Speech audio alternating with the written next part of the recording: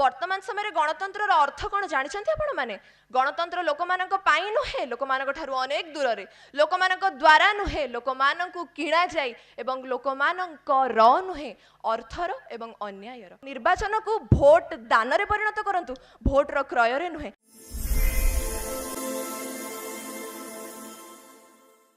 तराजूर गोटे पार्श्व भारत जम्मू काश्मीर उच्छेद घटना तो अन्य एक पार्श्व राम राज्य गठनर स्वप्न अनुसूचित जाति जनजाति पछुआ वर्गर जनजाति मान स्थान संरक्षण तो अन्य पार्श्व जातीयाण मनोभाव दूरीकरण नारा जत्र नार्यस्तु पूज्यन्ते रमन्ते तत्र देवतार नारा तो अन्य पार्श्व असिफा निर्भया भली बलात्कार वृद्धि पर वृद्धि बाहर गणतंत्र सफलता वरेण्य विचारक मंडली पूज्यसु गुरुजन मंडली ज्ञानतिसु ज्ञानी मंडली एवं मोर प्रतिभागी सहयोगी भाई भौणी माने मु प्रज्ञा पारमिता प्रियदर्शिनी प्रतिनिधित्व करुअछि सामंत चंद्रशेखर स्वयं शासित महाविद्यालय को आज रही गोपबंधु स्मारक तर्क प्रतियोगिता आज आलोच्य प्रसंग भारत रे कष्टविध गणतंत्र सफल होई परिछे कि संपूर्ण रूप से यार विपक्ष निजर मत पोषण करने को जाऊँगी सुजला सुफला शस्य श्यामला मोर आर्य भूमि मोर देवभूमि भारत वर्ष 258 राष्ट्र मध्य 43तम सर्वबृहत गणतांत्रिक राष्ट्र 1947 मसीहा अगस्ट मास 15 तारिख में स्वाधीनतार स्वाद चाखिला 26 जनवरी 1950 मसीह भीमराव आंबेडकर द्वारा प्रणीत होता सर्वप्रथम गणतांत्रिक संविधान। अतएव गणतंत्र अर्थ कौन गण अर्थ जनसाधारण तंत्र अर्थ साधन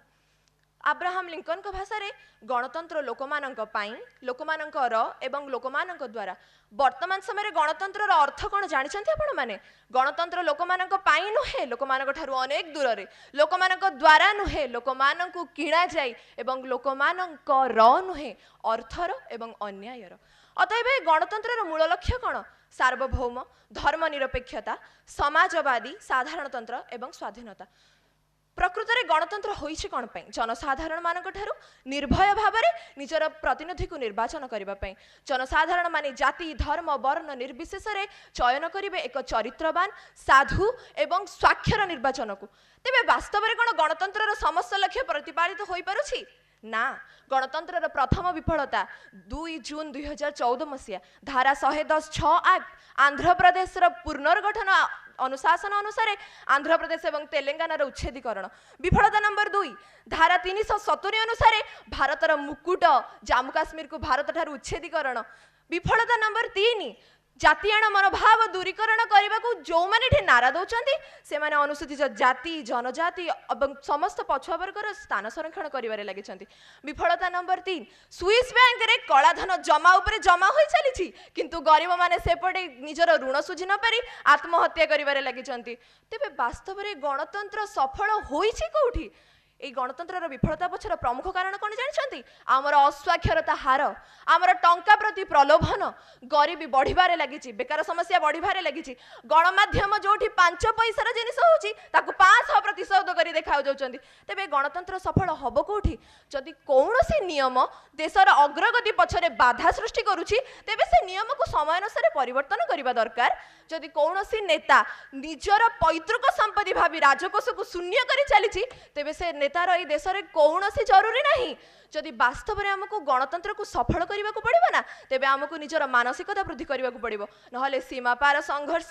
असिफा निर्भय भली बलात्कार घटना दिन को दिन वृद्धि कर चलो आम हाथ उपर हाथ धरी बसवा। ये गणतंत्र विफलता पछरे कौ मैंने अच्छा जानते आम निजे जनसाधारण गोटे जनसाधारण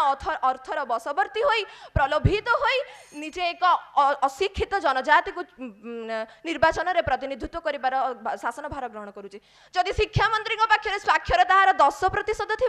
तेबे सेवा केमिति देशर साक्षरता को 100% रे पहुंचेबो यह तो केबे भी संभव नुहे। तेबे वास्तव में गणतंत्र समस्त शासन को अनुशासन रे परिवर्तन करा जाऊ जद्वारा कि प्रतिटी जनता बाध्य होबे गणतंत्र समस्त शासन को निजर मुंडपात करी सहिबा पई। जदि वास्तव में गणतंत्र को सफल करिवार अछि तेबे बदलांतु निजर चिंताधारा एवं निर्वाचन को भोट दान रे परिणत करंतु भोट रो क्रय रे नुहे। जदि गणतंत्र को साक्षरता रे पहुंचेबार अछि तेबे आपणकर लोक प्रतिनिधि चयन करंतु मात्र ताकु ही चयन करंतु जे वास्तव में देश को उन्नतिर पथरे आगे नहीं पारिबो देशर अग्रगति रे बाधा सृष्टि करिबो नुहे। एतिकी कहि मोर वक्तव्य सान करूची। जय हिंद।